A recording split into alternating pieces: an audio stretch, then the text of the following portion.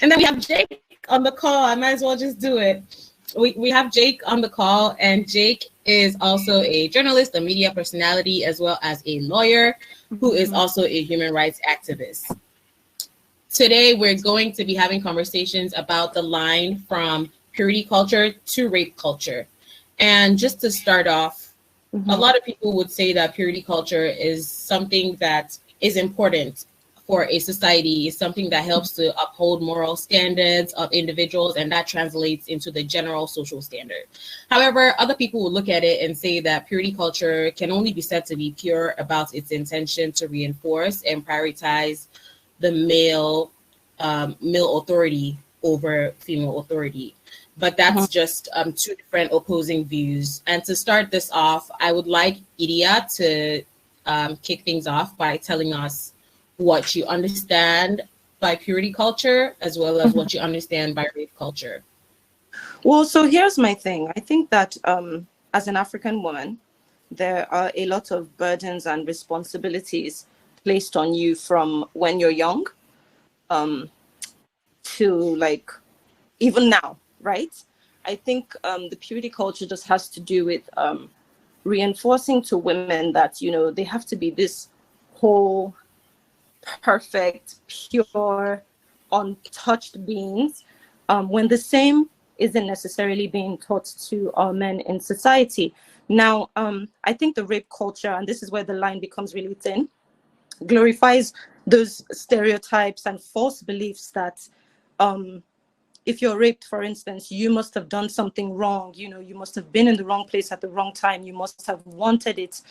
We're looking at situations from, for instance, children, you know, that are being married at a young age, to women who are sometimes raped by their husbands, and it's not seen as rape because you belong to your husband, to, you know, just rape in general where you're being asked what you were wearing. And I think the situation cuts across all of these different topics. But something that I really was excited about when I was asked to talk about this was to just point out certain words that are, or terms that are pet peeves for me. So a flower is a very beautiful thing, right? The term deflowered, he deflowered her.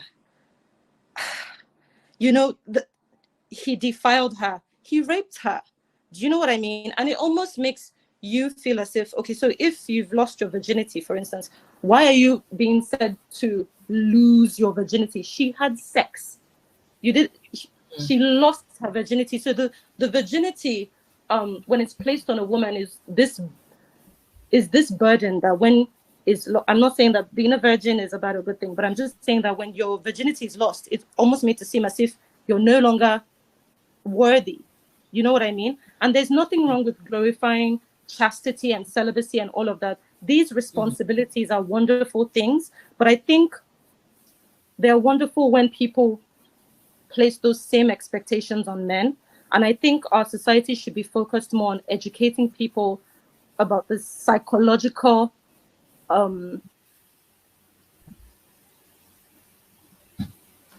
consequences of not this, and you're not married at this age or whatever it is, or if you're raped, it's a woman's fault. So rather than enforcing this purist culture and this rape culture, I think we should focus more on holding men to the same values, and we should also focus on educating people more about the psychological consequences of some of these things. So the defiled, the flowered, it's almost like if you're not a virgin anymore, then you're no longer beautiful, you're not clean, you're not worthwhile.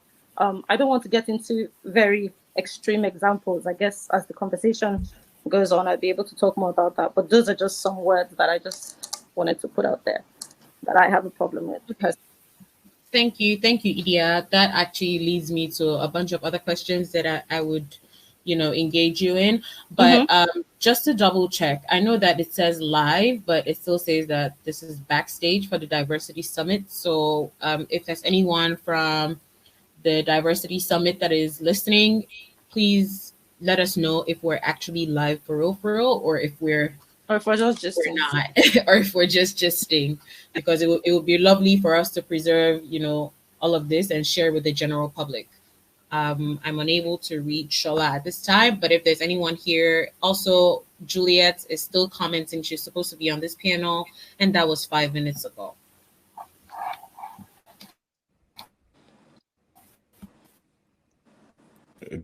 I think from here it kind of says live. Okay, yeah. I think from the comment section, someone said we're live, so I think we're live. Okay, I'm just going to give 1 moment to get a response. Yeah. Okay. All right. Thank you. Thank you for. So, Idia, in your explanation, you did mention a couple of words that you say are pet peeves for you, and I understand that. However, just before we get to you and shedding more light on who the custodians of purity culture are, I would like for Lade to shed on, I would say, words to terms. What would you say purity culture is, Lade? And okay, thanks, Awazi.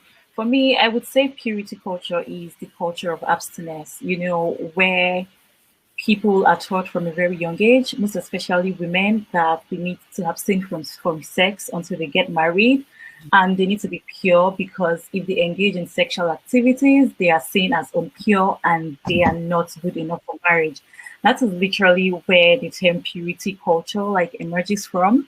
And this is a very, very toxic notion, because in basically all societies today, we realize that the onus of being sexually pure before marriage, like Idia said, it's not placed on men. It's mostly placed on women. And this is why it is very toxic, because there is a direct line from purity culture to rape culture.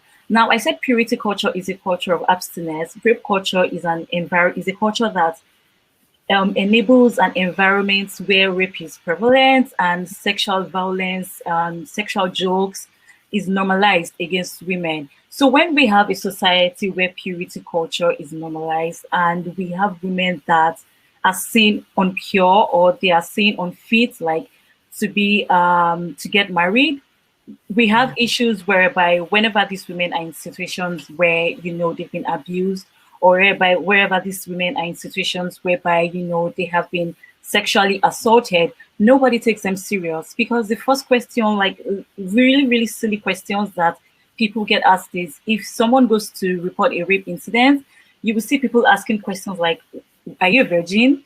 What does being a virgin have to do with me reporting a rape incident? And this is literally the toxicity that is surrounded around purity culture, because people believe that once you're not pure, you shouldn't report cases like rape, or you shouldn't report cases like sexual assault. And it is really, really toxic, and it is very harmful. And this is why conversations like this are really, really important, because we really need to dismantle this notion, and we need to create a safer space for everyone. So to me, purity culture, like I said, is a culture of abstinence, and rape culture is an environment where sexual violence against women thrives by using, harmful sexual jokes, sexual violence, and, a culture where rape and rape jokes are very, very prevalent, and nobody is doing anything about it. Mm-hmm. Thanks, Lade. Before we just go on, I just want to give Hassan an opportunity to say hi to everyone. Hassan Amena has joined us. She's one of the panelists today, talking about the line from purity culture to rape culture. Hassana is a women's rights advocate, one of the foremost voices for North Normal, the campaign, which was predominantly also about sexual violence towards women and just generally assault. And Hassana has done very, very prominent work, especially focusing on the North. So Hassana, hello. If you can hear us, just say hello back. Hello, everyone. Hope you can hear me. Yeah, my network has been messing up, but can you hear me? Yes, we can. Hi, everyone. I'm so happy to be here. Yeah, you're welcome. Yeah, so when I saw the topic, the Vagina Dialogue, about the issue of purity culture, I think it took me back to when I was a little girl, and I remember my mother with a torchlight, and she opened my legs, and I think it if anything, it made me understand at a very young age that my body doesn't belong to me, that my vagina does not belong to me, because I had the conversation with her when I was very little, promising that I was going to keep myself to my husband. But in as much as how whatever prompted that conversation came from a very good place, but it did something for me. At that point, it made me believe at a very young age that my body is not mine, and it is very dangerous to put in this kind of notion in the heads of little girls, because like I said in on another panel, when you tell a little girl that her body belongs to her husband or she's keeping her virginity for her husband, what happens when someone touches her? And we have a culture of older men calling themselves uncles, saying I'm your wife, or grandfathers saying oh you're my wife. So if, and then these jokes are permissible in places like Africa. So when a man touches a woman or a man touches a little girl, and then they normally share this "you're my wife, you're my husband" joke in front of their parents, the little girl doesn't even feel like she has the agency to report, because at a very young age she has been told that her body, vis-a-vis her vagina, doesn't belong to her; it belongs to her husband. And I think that's a very dangerous thing to teach young girls. And I hope our generation would make a change. Yeah, and to add to what Asana said, thanks for sharing your experience. This is also where shame stems from. You know, whenever a young girl who has been taught from a very young age that your body belongs to your husband is abused, or whether she has been touched improperly, she feels ashamed to report to the right authorities because she feels unclean and she feels like she's not worthy anymore. So this is where we also have like shame, women being shamed and women feeling ashamed about their bodies and about their experiences. So I just wanted to have that, and thank you once again, Asana. All right, just before we move forward to the next question, just to shed more light to the points that have been made and put research to terms. So it said that purity culture became a lot more popular in the 90s because the generation that was now adults and parents in the 90s were teens before, and they were trying to protect their children from being as sexually rebellious as it was in the 70s. Now, that is obviously not trained down to Nigeria. I would say that for most of that research, it's tailored to the West. However, one thing that stood out for me from that is the ripple effect that purity culture has built. So what that says essentially is that parents are trying to protect their children from something, and they're going about it in the way of encouraging abstinence and doing it in a way that might be damaging to them. So Hassana, I would like to know, according to you and in the way that you think, what would you say stemmed or started the ripple effect of, you know, the purity culture as we know it now in Nigeria and as we know it now, especially like from the north? Would you say that our parents' generation, would you say they suffered a lot of slut shaming and now they're at this point where they're trying to protect their kids, or would you say that it's just from a completely different angle? It's the introduction of religion, the introduction of Islam, introduction of Christianity in our regions. Because prior to when Islam even or Christianity even became a thing, a religion became this very prominent factor in our lives. If you look at the pictures of even how our grandparents were dressed, you would see our grandparents that were Muslims, they were wearing really short dresses. You would see them with armless shirts to going to school. And that was before religion even became a tool of social control. So I think with the import of religion and it becoming a tool for social control in the North, it sort of became something that you're not expected to look a certain way, you're not expected to dress a certain way. And that is why it's very easy for people in the North, I mean it's general, but then people in the North to dismiss your rape case when they say you're not even wearing the hijab in the proper way. So it doesn't even matter that you're covered. If you're not covered in a proper way, it's a justification for rape. And I think that is just the misinterpretation of religion. But primarily, the main factor of purity culture, as we see it today, for me, I think it has a lot to do with the import of religion. All right. Thank you for that, Hassana. So I guess you would say that religion is the controlling factor here. I don't know. I don't know how it translates socially and to people who are irreligious, for example, because there are still people that perpetuate things like this. I don't know if it translates as love from a mother to the daughter, please feel free to shed light in that regard. Or Yeah, if it so I translates think as just shame, that the mother is trying to protect the daughter from experiencing such shame.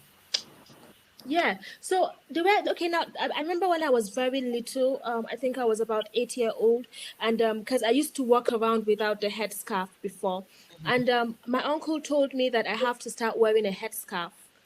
Because I have reached that level that I have to be seen with a headscarf. And now looking back, it's probably because probably all my neighbors had headscarf on at a certain age, and then my uncle felt it was up to him to tell me that this is the right age for me to start wearing a headscarf.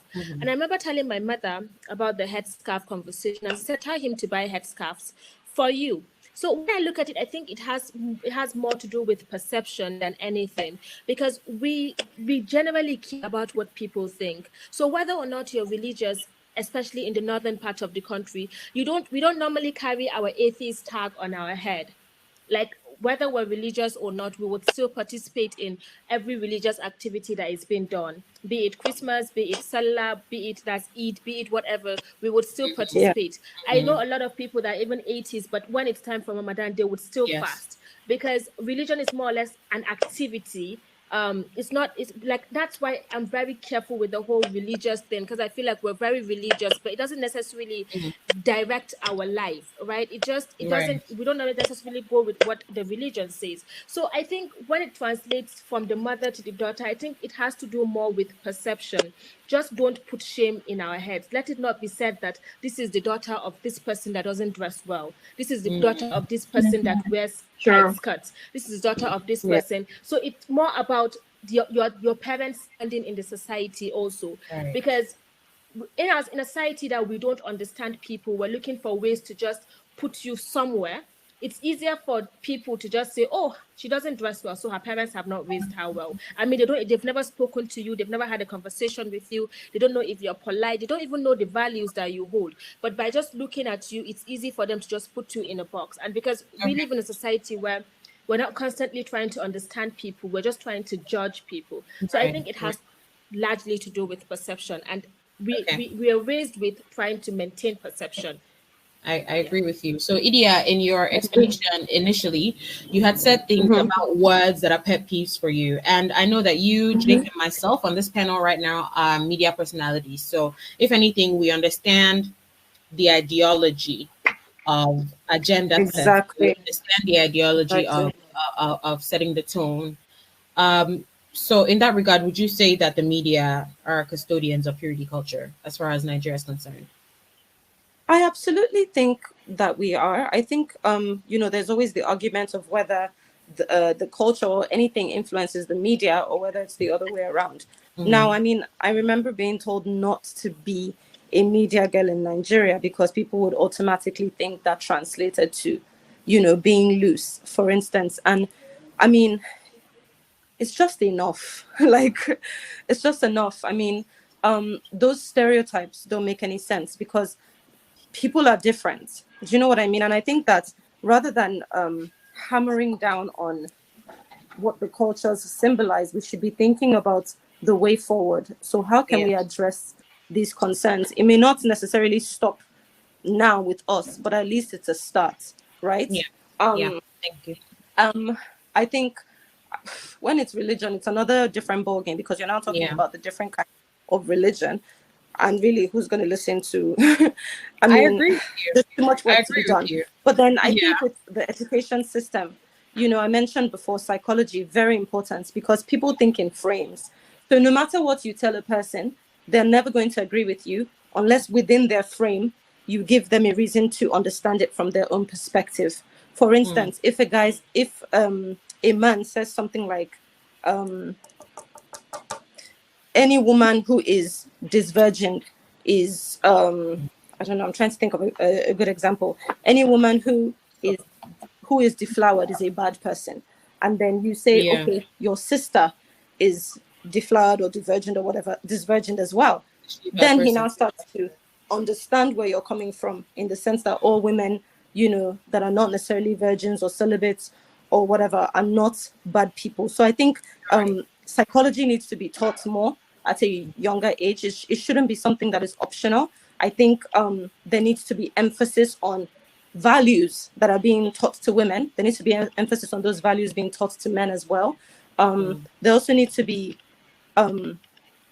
more education on the consequences of sexual interactions between men and women, and also on rape, because people still don't understand that rape is caused by rapists. It's not caused by what you were wearing. Right. It's not caused by where you went. It's not caused by what you look like. You can be covered from head to toe, and a rapist will see your elbow, and that's good enough. You know what I mean? So we need to stop blaming people. A few days ago, I actually had I'm so sorry to interrupt you. We just have 3 minutes to go, and I would like to get like Jake in. Okay.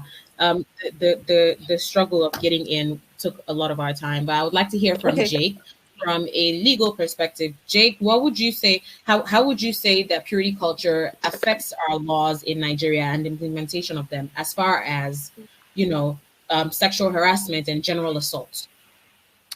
I mean, first, I'll say thank you for being the only guy here. I feel privileged to be in this conversation. I literally could just listen and be hearing and learning. And that's, I mean, you don't need a guy here, but I would provide my legal perspective. I've worked on a couple of rape cases, and the same thing Idia, Lade, and Hassana has talked about is very valid. Words do matter.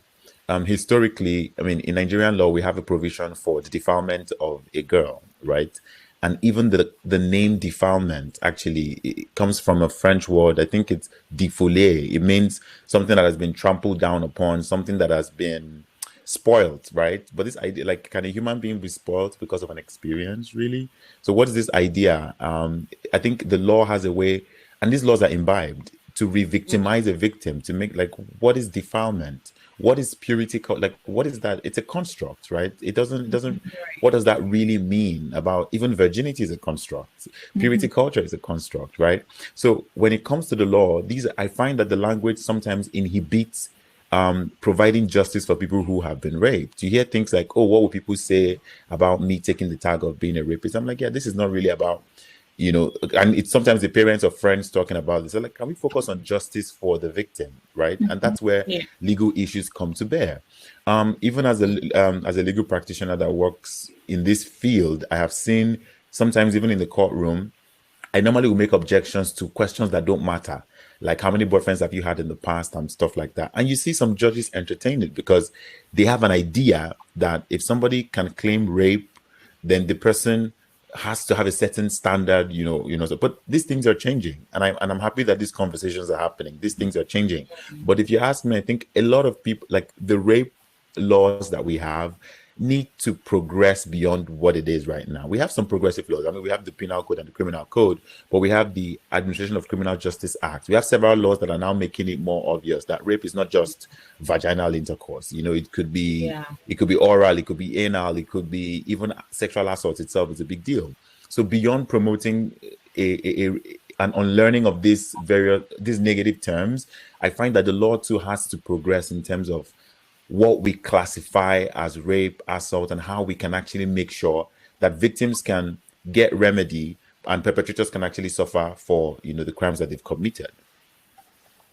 I wish we had even more time to extensively discuss this. 45 minutes is not enough to talk about the line from purity culture to rape culture. But I think that in conclusion, based off of like all the comments from this panel, it is clear to see that line is a very straight line, and it's a very short one as well. It's easy to jump from, as a matter of fact, point A to point B. And I would say that the custodians of purity culture have been people that have experienced some sort of shame socially from generation to generation. And this is where we are at the moment. Unfortunately, those custodians set the agenda for young people. They make them think about sex in a way that they shouldn't be thinking about sex, because pushing purity culture means that you put sex and sexuality front and center, and you're not sending the right message. You're just shouting about one thing. Sophia has a comment for you and all these things that are going on. So essentially, I'm going to say that as adults, as people that are stepping into the next generation, we should bear in mind and we should take upon ourselves the responsibility of teaching young people about sex and sexuality, not just pushing purity culture. It's a good thing to encourage abstinence, but encourage it in a way that people who are practicing abstinence don't feel like they don't have a right to justice when they get groped or harassed, because there will be questions of what were you doing there and why were you there. Purity culture robs especially women, as Hassana and Ladi have said. It robs especially women because the onus is very heavy on women to remain pure. Also, Idia mentioned this, and it will be important for us to balance that scale. The scale is tipping. As a matter of fact, that scale should be broken with how far it has tipped. But we need to balance that scale, and we need to put responsibility on men too for their actions. So not just women or young girls should be blamed for what they were wearing and all of those things. I wish that we could go in depth and talk about, girls being termed as fast girls, but I believe that all of these things are well under purity culture. And I think that purity culture should just be abolished. My next hashtag should be end purity culture. Yeah, Thank you guys. Ladi, go ahead. yeah, I just wanted to say something real quick regarding your question on media to the idea. I know we have like little time left. I just wanted to say that with new Nollywood, I think we're making progress in having these conversations, and it's really, really important because in old Nollywood, the way these issues have been portrayed, they are very, very harmful. And Nigerians consume a lot of information from the things they watch, and they actually believe that that is how things should go. So I want to say that I am happy with the effort we're making in our generation, especially with new Nollywood, like the new movies on Netflix talking about these issues. I feel like it's a start and we're getting there. And at some point we would be able to tackle these issues, especially by reaching everybody in Nigeria with what we give them to watch. So I just wanted to like bring up that point real quick. Yeah, All right, sorry, thank can you. I make a point on Go ahead. Can I make a point on religion? Yeah, Yes. so especially in the northern part of the country, religion is something that's very important to so many people here. And even during North Normal campaign, when I was trying to see how we can get the VAP Act domesticated, we needed to see how we could talk to other people, that is scholars, religious scholars, to be able to talk to the populace, to make them understand what it's all about, because they were Yeah. trying to misinterpret it. And I feel like if we can have more scholars on our side to explain, because most of what we see, because we see in churches, we hear in mosques when people pass down very harmful ideas on dressing, on appearance of women. And I mean, all these are under purity culture because a woman is supposed to be a certain way. So when she's not, she's no longer pure. So I feel if we can change the perception, the way religious people think, if we can question them, if we can ask, if we can petition them, we're going to have a change. And I think we're making progress because right now we still have people that are progressive thinkers that are in the religious space, and then they're influencing their followers. And I think that's a very wonderful step. But religion is a very big part of us in Nigeria. It doesn't Yeah. matter whether we believe in it, but then it's a really big part of us, and it's also a sector that must be looked at if we want any progressive change. Yeah, Right. because one thing Nigerians will do is Nigerians will definitely listen to their religious leaders. You just need one daddy Exactly. pastor to say something or one imam. So we need to have these people on our side, teach them what it is we're trying to like let the whole world be aware of, and that is going to be a really, really huge step in eradicating this menace. So I definitely agree with Asana. Yeah. Alrighty. Thank you. So Oluwatobi agrees with you, Lade, on Nollywood, and I'm just gonna say, before we all leave this call, that purity culture is very binary. It's very much like if you do this, you are good. If you do that, you are wrong. But where does that leave the consent conversation? It does not bridge that gap, and we, as a generation, need to bridge that gap. We need to tell people, "Oh wow, hi Juliet. Oh, I'm so sorry." I'm so sorry. Everyone who's on the call, Juliet is a part of this panel. She's had such a hard time joining us. Juliet is the manager for Mirable Center, which is an organization that helps women that, or essentially domestic violence and sexual assault victims. Hi, Juliet. Welcome. Hello. Hello. Can you hear me? Yes, Yeah. we can. Hello, can you hear me? You Yeah, can hear Yes, me. we can. Good afternoon, All right, Juliet. Well, everyone. yeah. Thank you. So I was like you said, it was difficult trying to connect. So I don't know. probably the network or something. But I guess you're about rounding off. Is that right? Yes, yes, but I'm happy to ask you a question. I had already been waiting to ask you. Can you hear me? Oh, I'm sorry. I think that Juliet's internet is really slow. Okay. You can shoot, please. I was actually hearing all of you, but for me to be heard and seen was a difficult one. But All right, Juliet, I appreciate you even being here, regardless. And I would just like to know, because you handle so many cases of victims of assault, like you give them support and all of that stuff. I would just like to know what you think purity culture please has go done ahead. for the mindset of women in general, like women in these situations, or young people. Let's not be specific to one gender. Young people in these situations. I would like to know I can hear what you. think purity culture does for their. Hello, I can hear you. I can hear you. Oh wow. Is everybody else able to hear me in real time? Yeah, Yes. I can. Yeah. I think Juliet's internet is really, really crappy. Oh, I'm so sorry, Juliet. I really wish that we could get your insight on this and your expertise.